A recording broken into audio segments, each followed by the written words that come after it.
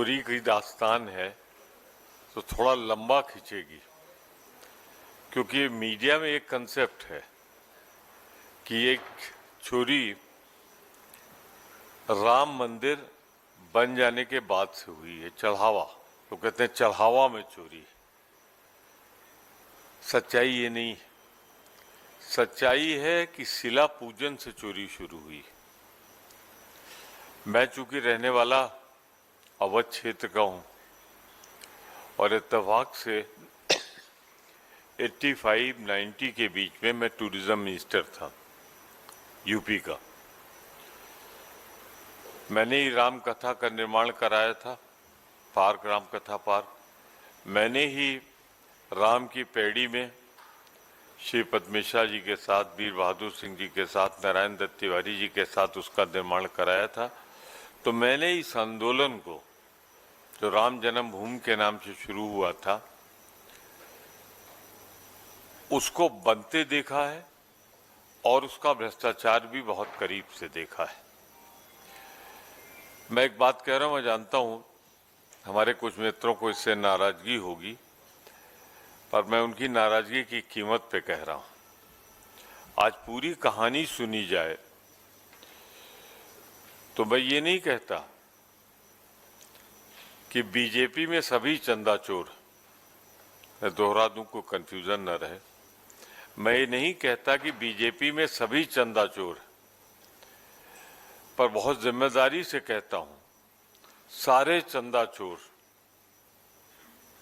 BJP में, BJP परिवार में। आप एक का नाम लीजिए जो अभी बचा के रखे गए, जो मेन है, या जो मछलियां हैं छोटी छोटी, इस सब बीजेपी में। मेरे ख्याल से इतना ही काफी है मेरा कहना, बाकी और लोग समझेंगे।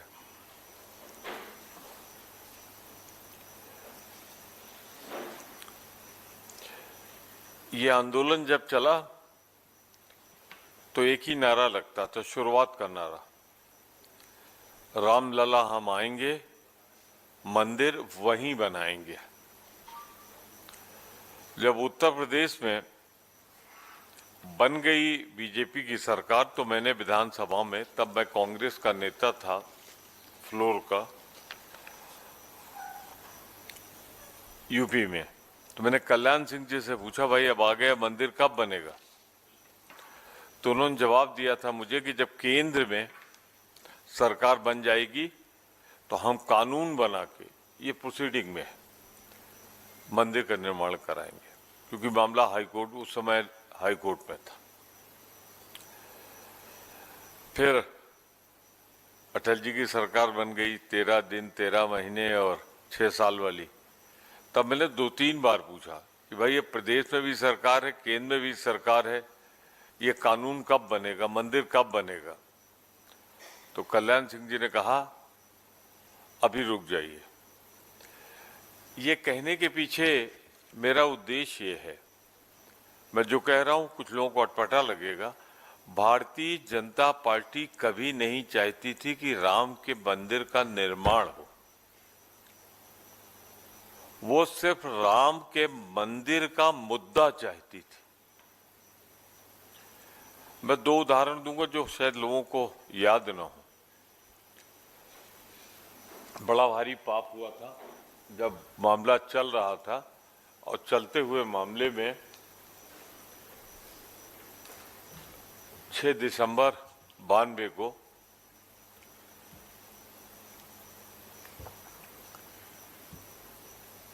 कल्याण सिंह जी की सरकार थी और 6 दिसंबर 92 की घटना हुई, जो विवादित ढांचा था वो गिराया गया। तो आप ताजुब करेंगे, विधानसभा भंग हुई और 1993 में चुनाव हुआ। भारतीय जनता पार्टी 235 से घटकर 175 पे आ गई। राम मंदिर का पूजन हुआ अधूरा, बिना मंडप के, बिना झंडे के। किसने किया? मोदी जी ने। भारतीय जनता पार्टी घट के 306 से लाख बेईमानी करने के बाद पहले से 239 पहुंची। तो इनका फायदा था मंदिर मुद्दा जिंदा रखने में, उसमें हिंसा होती रहे, उसमें डिमांड चलती रहे। इसमें बहुत बड़ी वजह ये मैं मानता हूं कि ये मंदिर बीजेपी ने नहीं बनवाया, ये मंदिर सुप्रीम कोर्ट के ऑर्डर से बना। मजबूरी हो गई, बनाना पड़ा।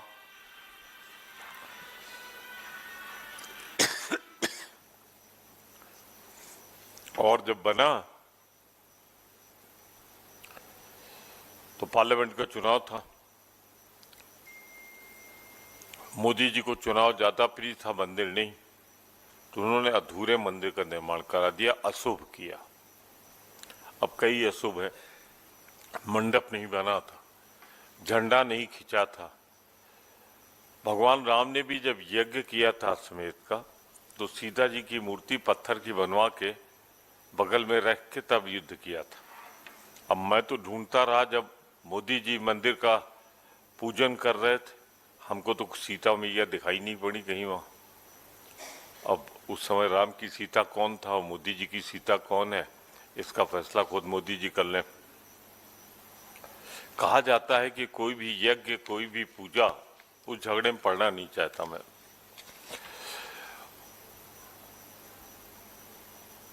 उस समय जब ये हो गया, अशुभ हुआ, 307 से घट के पहली बार मोदी जी के नेतृत्व में अल्पमत की सरकार बनी, जो आज भी दूसरों के सहारे चल रही है। फिर भी नहीं हो रहा तो खरीद फरोख्त भी हो रही, पार्टियां तोड़ी जा रही। वो अशुभ इसीलिए हुआ था कि शंकराचार्यों को नहीं बुलाया, पूजा पाठ उनको करना चाहिए था, यजमान वो बनते। 1989 में जब शिलान्यास हुआ था तब इसलिए नहीं किया था, जो लोग आंदोलन जुड़े थे, पति पत्नी कोई नहीं था। तो श्रीश चंद्र दीक्षित एक रिटायर्ड डीजीपी थे, जो बाद में बनारस से, वाराणसी से सांसद बने। सिर्फ उनसे पूजा इसलिए कराएगी कि पति पत्नी वही थे और कोई पति पत्नी था ही नहीं। ज्यादातर सन्यासी शादी नहीं करते, तो अधूरा था। लेकिन अब मैं क्या करूं, कभी कभी सवाल भी उठता है कि आपकी तो राम में आस्था नहीं,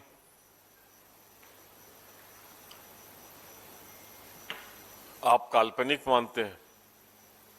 वो राम सेतु का उदाहरण देते हैं ना, पर राम सेतु का जियो किसने जारी किया? अटल जी की सरकार ने।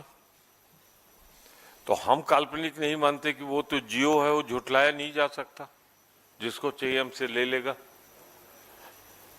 तो राम सेतु जो एक, जिसको काल्पनिक कह देते हैं, कुछ लोग कहते हैं कि कांग्रेस ने ऐसा किया, जियो उसका जारी अटल जी के टाइम में हुआ, जो आज तक नहीं पूरा हो पाया, सुप्रीम कोर्ट में लंबित है। लूट उस समय भी हुई जब मोदी जी गए, पूजा की, कादेश तो प्रधानमंत्री थे, सब कुछ सरकारी था। 112 करोड़ रुपए सिर्फ पूजा पे उद्घाटन में खर्च हुआ।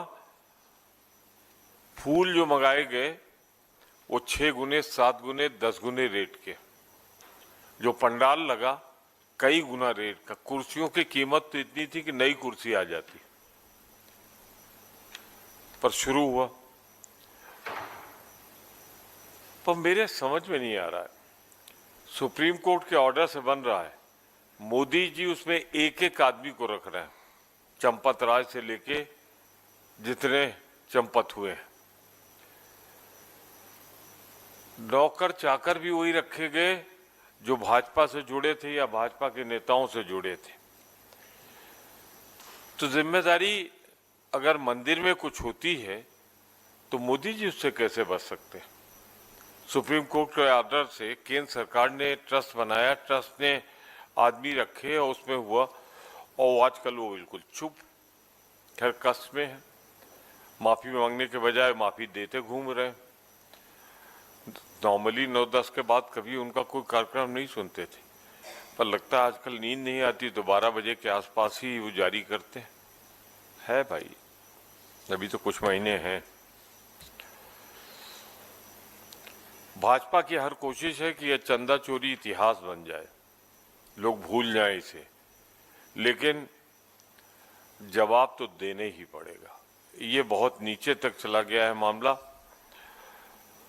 करोड़ों लोगों की आस्था और भावनाएं इससे जुड़ी है। मेरी मांग है कि सुप्रीम कोर्ट के, मेरी डिमांड जो है, सुप्रीम कोर्ट की देखरेख में एसआईटी इसकी जांच करे और छोटे छोटे वो जो जेब में डाल के गए उनको तो पकड़ा गया है, और जो बॉक्स भर के ले गए हैं, तिजोरियां भर के ले गए हैं, वो अभी भी दूर। अगर जिम्मेदारी नहीं थी तो इस्तीफा क्यों दिया? कोषाध्यक्ष अब भी प्रेस कॉन्फ्रेंस कर रहे हैं, कोई मिस्टर गिरी है। हम पे तो ये इल्जाम लगता है कि हम आस्था पर चोट कर रहे हैं, पर अपना जवाब नहीं देते। मैं 3-4 इंसिडेंट दिए देता हूं, और अयोध्या के अखबारों में, वहां के लोकल चैनल्स में सब चला था। 2 करोड़ की एक जमीन खरीदी गई, वो भाजपा के मेयर थे, और 10 मिनट बाद, आप अंदाजा लगाएं, 10 मिनट बाद 18 करोड़ में वो ट्रस्ट में खरीद दी गई। कितना हुआ? 9 गुना का फर्क। एक मामले में जमीन कम दाम पे 20 लाख में खरीद कर कुछ ही देर में 2.5 करोड़ में बेच दी गई।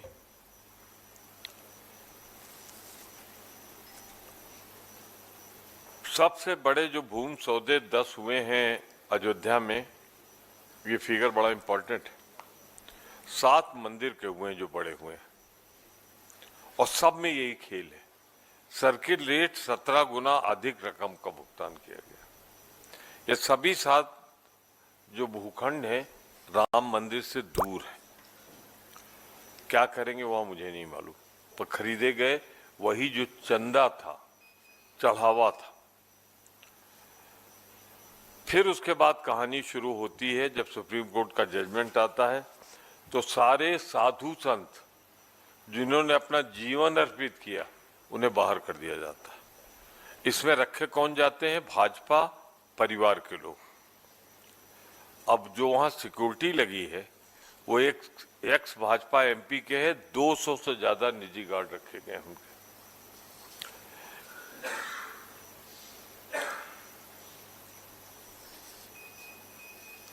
10 मिनट में 2 करोड़ की जमीन 18 लाख हो गई। ये एक तमाम ऐसे उदाहरण हैं। फिर आप चलें, अगर जो आउटसोर्सिंग कंपनी थी बनारस की, अयोध्या में बनारस की, तो उसको जो किया था वो भी ब्लैक लिस्टेड थी।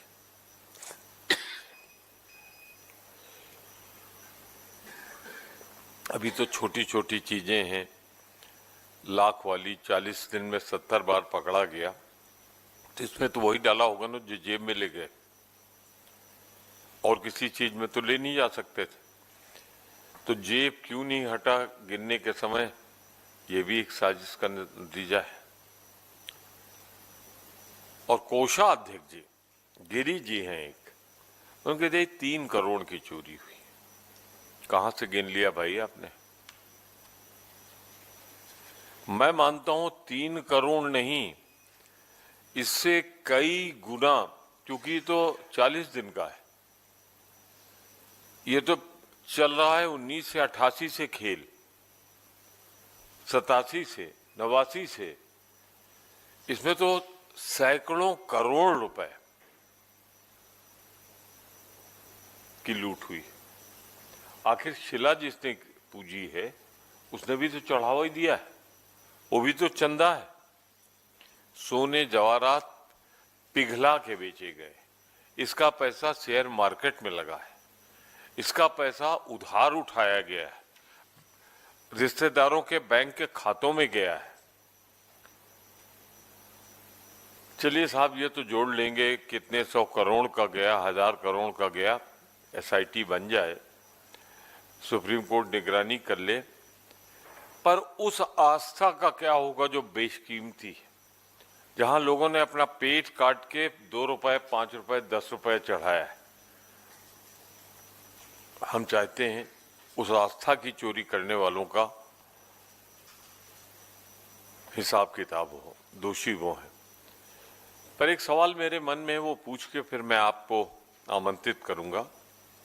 जब ट्रस्ट का गठन सुप्रीम कोर्ट के ऑर्डर पे प्रधानमंत्री जी ने किया, तो इस घोटाले की जवाबदेही कौन देगा? मेरा कहना है प्रधानमंत्री, कि सुप्रीम कोर्ट के बाद ट्रस्ट का गठन तो उन्होंने किया और सब ठीक ही है, तो ये चंपत राय बंसल और ट्रस्टी अनिल मिश्रा ट्रस्ट के विशेष आमंत्रित सदस्य गोपाल राव ने इस्तीफा क्यों दिया? इस्तीफे के बाद बड़ा एक मासूम सा सवाल आप लोगों ने दिखाया था कि हमें ही नहीं मालूम था कि इस्तीफा देने के बाद वो स्वीकार हो जाएगा। ये तो उसमें जो शामिल थे एक्स सॉलिसिटर जनरल राज्यसभा के सदस्य थे, उन्होंने बताया कि once you tender the resignation it can not be taken back, वापस नहीं लिया जा सकता।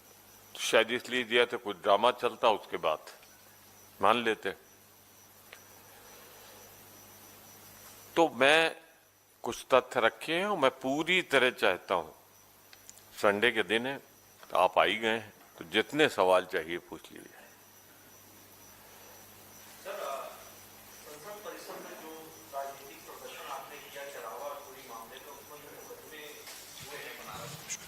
हाँ, चढ़ावा चोरी को लेकर उस पे जो आप लोगों के ऊपर मुकदमे हुए हैं, उस पर आपकी क्या प्रतिक्रिया है? मतलब वो जो गेरुआ कपड़े पहन के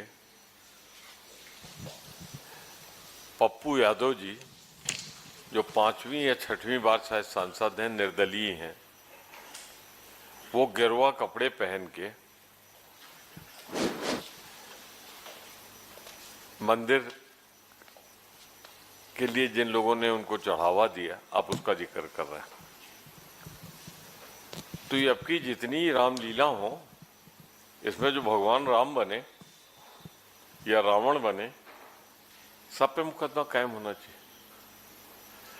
एक वर्ड है लोकतंत्र में, डेमोक्रेसी में, मॉक पार्लियामेंट। मॉक पार्लियामेंट, तो जब अंदर नहीं बोलने दोगे, हमें अपनी बात नहीं रखने दोगे, तो बाहर तो मॉक पार्लियामेंट कितनी बार चली, सैकड़ों बार चली। और फिर गेरुआ कपड़ा पहनने के लिए अभी तो फिलहाल लाइसेंस की जरूरत नहीं। फिर अगर इससे अपमान हुआ है, भावनाएं आहत हुई हैं, तब ये भावनाएं 3 दृश्य में दिखा रहा हूं कहां थी। एक में मोदी जी विशालकाय बड़े से, और भगवान राम ऐसे जा रहे हैं जैसे स्कूल छोड़ने बच्चे को जा रहे हैं, खुद तो सर्टिफिकेट का पता नहीं, बच्चे को कहां लेके जा रहे हैं। दूसरा है मोदी जी एक पतंग उड़ा रहे हैं और पहाड़ जो उठा लेते थे उंगली पे, वो बजरंगबली पतंग बने हुए, तब भावनाएं आहत नहीं हुई। तो जो इनको मोदी जी को सजा मिले वही पप्पू को मिले। तीसरा है हद हो गई। ये मेरे लखनऊ की घटना है। अभी इनके नितिन नवीन जी गए थे, तो वहां नाचने के लिए किसको मुकर्रर किया गया था मालूम है? बजरंगबली को। ये लीजिए, ये तीनों मैं यहीं रख दे रहा हूं, आप लोग इसको आराम से देख लीजिएगा। तो पप्पू जी का हिसाब करने के पहले ये लोग हिसाब अपना तो दे दें, मोदी जी अपना दे दें, उत्तर प्रदेश के मुख्यमंत्री जी थे वो अपना दे दें, और पतंग उड़ाते हुए नरेंद्र मोदी जी दे दें, और जितनी रामलीला हो उसमें जो जो गिरवा कपड़े पहने उसके खिलाफ भी मुकदमा कायम। तो ये तो कुछ ऐसे लोग हैं जिनके प्रति मेरे मन में बड़ा आदर है। आदर इसलिए कि वो गिरवा कपड़े पहन के साधु हैं, लेकिन कभी कभी भारतीय जनता पार्टी उनका उपयोग गलत सलत कामों में कर लेती है। यही जवाब है मेरा। सर मेरा सवाल है इधर से, जो प्रोटेस्ट हुआ था उस दिन पप्पू यादव ने जो किया था, उसके बाद अब समाजवादी पार्टी के एक सांसद हैं राजीव राय, उनका बयान आया है कि जो केस दिल्ली में और बनारस में पप्पू यादव और राहुल गांधी पे दर्ज हुआ है, उन्होंने उस केस से अपने आप को किनारा कर लिया। उनका कहना है कि पप्पू यादव ने प्रोटेस्ट किया, पप्पू यादव जाने। आपके गठबंधन के साथी हैं समाजवादी पार्टी के सांसद, वो इस पूरे मामले में अपने आप को किनारे कर रहे हैं। कांग्रेस पार्टी कैसे देखती है इस चीज को? मंडे से आएंगे वो राजीव राय जी, मैं उनसे कहूंगा केनका जी से मिलने, जवाब दे दें। अब कहा उन्होंने, उनसे मेरा क्या रिश्ता है? गठबंधन आपका है ना सर? गठबंधन हो गया? आर यू श्योर गठबंधन हो गया? इंडिया अलायंस में तो अरे इंडिया अलायंस में है तो इंडिया अलायंस में जो कुछ भी कोई करे उसका जवाब मैं कैसे दे सकता हूँ? उनके मन में क्या है, वो क्या सोच रहे हैं, क्या विचार करके कह रहे हैं, तो मैं यही कहूंगा कि इसका जवाब राजीव राय जी देंगे। हाँ, मैं इस बात से सहमत हूँ उनके इस अंश से कि ये कोई अपराध नहीं करता, कोर्ट में ये खत्म हो जाएगा। अब वो पैसा, अगर मैं तो कहता हूँ गिरवे कपड़े न पहने हो, कोई खड़ा हो जाए मांगे कि हम इसे अयोध्या के लिए दे रहे हैं, तो अगर राहुल जी ने दे दिया और वो जा रहा है अयोध्या, तो इसमें बुराई क्या है? सर, अभी राहुल जी क्या गलती? एक बार फिर पीएम मोदी ने नशा मुक्ति अभियान के जरिए युवाओं से एक बार फिर बात की। हम देखते आ रहे हैं पिछले कुछ दिनों में वो रात को इंस्टाग्राम पे वीडियो डालते हैं। अभी युवाओं को संदेश देते हुए पीएम मोदी ने कहा है कि भारत का युवा बहुत समझदार है, गंभीर है, युवा भारत की अमृत पीढ़ी है, अगले 20-25 सालों में जीवन को भी दिशा देंगे युवा, और 2047 में भारत को विकसित भारत बनाएंगे, और युवा जो है वो इस विकसित भारत के शिखर पर बैठे रहेंगे। अरे इधर उधर की बात ना करो मोदी जी, पहले दो बातों का जवाब दो। पार्लियामेंट के लिए आप रिस्पॉन्सिबल हो कि नहीं? Article 75 of the constitution speaks that the prime minister and his cabinet is responsible to the parliament. कहाँ है अमित शाह जी, कहाँ है मोदी जी? इन सवालों पे पार्लियामेंट में आते क्यों नहीं? पहले वहां आ जाए, फिर रात में 12 बजे प्रवचन देना बंद करें। सर, जिस तरीके से पार्लियामेंट चल रहा है, लगातार हम देख रहे हैं कि कार्य स्थगित हो जाता है, जनता के मुद्दे धरे के धरे रह जा रहे हैं। इसी बीच में हमने देखा जब राहुल गांधी जी को बोलने का मौका मिला तो उन्होंने इडियट्स और अंधभक्त जैसे शब्दों का प्रयोग जब किया तो अनुराग ठाकुर ने उनके खिलाफ जो है विशेषाधिकार हनन प्रस्ताव लेकर के आए। आप किस तरीके से देख रहे हैं, क्या ऐसे शब्दों का प्रयोग संसद में उचित था आपके अकॉर्डिंगली? मैं समझता हूं किसी बात को कहने के लिए बहुत से शब्द प्रयुक्त होते हैं। ये विशेषाधिकार है स्पीकर का कि अगर उनको लगता है पार्लियामेंट्री निकाल दें, पर बात जो कही जाती है वो कही जाती है। अब अगर कोई 3 इडियट्स फिल्म का जिक्र कर दे पार्लियामेंट में, उन्होंने तो एक ही इडियट का इशारा किया है, मैं 3 इडियट की ओर इशारा करता हूं, तो क्या आप हटा देंगे? फिल्म का नाम बदल देंगे? तो किस रेफरेंस में कहा गया है? अब उसके बाद भी जोड़ना पड़ेगा बात पूरी करने के लिए कि अंधभक्त, अब कोई कहते हैं अंधभक्त अनपार्लियामेंट्री है, तो कोई क्या कर सकता है? पर अंधभक्त हैं, इडियट्स हैं। सर, 2027 में उत्तर प्रदेश के विधानसभा चुनाव हैं। राम मंदिर चढ़ावा चोरी मुद्दा क्या प्रभावित करेगा बीजेपी को या कांग्रेस को? वक्त बताएगा, पर कांग्रेस की तरफ से मैंने ही पार्लियामेंट में बोलते हुए कहा था, जिसे कई लोगों ने कोट किया है, हम भगवान राम के पुजारी हैं और भारतीय जनता पार्टी भगवान राम की व्यापारी है। अब मैं थोड़ा अमेंड करता हूं अपने को, हम भगवान राम के पुजारी हैं, भारतीय जनता पार्टी और लूटने वालों की शरण स्थली। सर, तो ये कितना मुद्दा बनेगा राजनीतिक, हम उस ओर नहीं जा रहे हैं, पर हम ये भी कहते हैं कि नजरअंदाज नहीं हो पाएगा। आज करोड़ों लोग जो ठगा हुआ महसूस कर रहे हैं, वो निश्चित रूप से उनका गुस्सा बीजेपी के खिलाफ निकलेगा। जी सर कल राहुल जी तमिलनाडु में थे जहां पर उन्होंने एक महत्वपूर्ण संदेश दिया है डीलिमिटेशन बिल को लेकर। उन्होंने कहा कि सभी पॉलिटिकल पार्टीज जो कि तमिलनाडु का भला चाहती हो, चाहे स्टेट की पार्टी हो या नेशनल पार्टीज, उसको इसको अपोज करना चाहिए। इस पर बीजेपी कह रही है कि एनार्किस्ट माइंडसेट जो है वो राहुल गांधी दिखाते हुए नजर आ रहे हैं। इस पर आप क्या कहेंगे? अब ये सर्टिफिकेट वही लोग दे रहे हैं जो फासिस्ट हैं। कुछ राहुल गांधी ने कह तो तमिलनाडु में पहली बार तो नहीं कहा, कुछ दिन पहले वोटिंग हुई थी पार्लियामेंट में, इसके खिलाफ हम लोगों ने वोट किया था, सबने मिलजुल कर वोट किया था। तो राहुल गांधी ने वही बात तो दोहराई है जो पार्लियामेंट में हो चुका, और पार्लियामेंट में बीजेपी हार चुकी इस मुद्दे पे। उसी के बाद तो ऑपरेशन लोटस बंगाल में हो रहा है, ऑपरेशन लोटस महाराष्ट्र में हो रहा है। रेट तो ऐसा खुला हुआ है कि कितना सही कितना गलत इसलिए कोट नहीं कर रहा हूं, लेकिन रेट बड़ा ऊंचा है। तो मैं सिर्फ इतना कहना चाहता हूं, जितना जोर लगा ले ये पार नहीं करा पाएंगे, पास नहीं करा पाएंगे। अभी भी हम इनसे बहुत आगे हैं। ये सब सवाल पूछ रहे हैं आप, तो हमारा मंदिर कहाँ चला जाएगा? तो please keep yourself confined to the temple issue. Sir जो प्रोटेस्ट आपने किया बीजेपी की तरफ से, ये कहा गया कि सनातन का अपमान है, क्योंकि पुजारी वेशभूषा में जो वहाँ किया गया मॉक पार्लियामेंट जो आप कह रहे हैं, वो कह रहे हैं कोई पुजारी उसमें इन्वॉल्व नहीं है, और आप ये सनातन का अपमान जो बीजेपी की तरफ से इसको कहा गया। मैं देख रहा था आप अभी आई, वेरी सीनियर, तो आपने शायद सुना नहीं, मैंने सारा वो जवाब दिया था। मेरी बिगनिंग वाली लाइन जहां से मैंने शुरू किया था कि मैं ये नहीं कहता कि हर भाजपाई ने चंदा चुराया है, लेकिन जिन जिन ने चंदा चुराया सब भारतीय जनता पार्टी में। ये चंपत राय कहाँ है, ये गिरी जी कहाँ है, ये मिश्रा जी कहाँ है जो ट्रस्टी थे? और ट्रस्ट किसने बनाया? आदरणीय प्रधानमंत्री जी ने। किसके कहने पे बनाया? सुप्रीम कोर्ट के कहने पे। इसीलिए डिमांड मैंने रखी है कि सुप्रीम कोर्ट की निगरानी में एक जांच हो जाए।